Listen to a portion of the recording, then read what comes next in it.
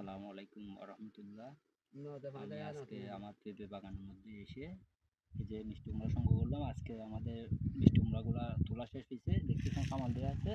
একটু চারিদিকে ঘুরিয়ে দেখাও, চারিদিকে সুন্দর গিয়ে দেখাও একটু। এগুলো আমরা কামাল দিচ্ছি, এখান থেকে আমরা আস্তে আস্তে করে নিয়ে যাব। এখন এগুলা পাহাড়ে এখন 1 টাকারও মূল্য নেই। যদি আমরা বাসায় নিয়ে যেতে পারতাম তাহলে এগুলা মনে করেন টাকা আছে, কিন্তু এখন পাহাড়ের জিনিস নষ্ট হয়ে যাচ্ছে। আমাদের কদু রেট না থাকার কারণে আমাদের এইরকম কদু স্টক করা আছে পাহাড়ের মধ্যে। তুলি না অনেক জীবজন্তু খেয়ে ফেলছে অনেকটা, দেখতেছেন এগুলা নষ্ট হয়ে গেছে। দেখতেছেন এই যে কদুগুলা নষ্ট করে ফেলছে। মোবাইল ও করে ধর, সোজা করে ধর। এই দেখতেছেন এটা হেজা খেয়ে ফেলছে, বন্যা খেয়ে ফেলতেছে, বান্দরে খেয়ে ফেলতেছে আমাদের পাহাড়ের মধ্যে। এই দিকে ঘুরে দেখা একটু। এখানে প্রায় আমাদের কদু হবে 3 টনের মতন, 3 টন আমাদের কদু হবে। এই দেখতেছেন এই কদুগুলো আমাদের ইতিমধ্যে 3 টন হবে। আমাদের 2টা বাগানের মধ্যে এখন লাউ লয়ে গেছে।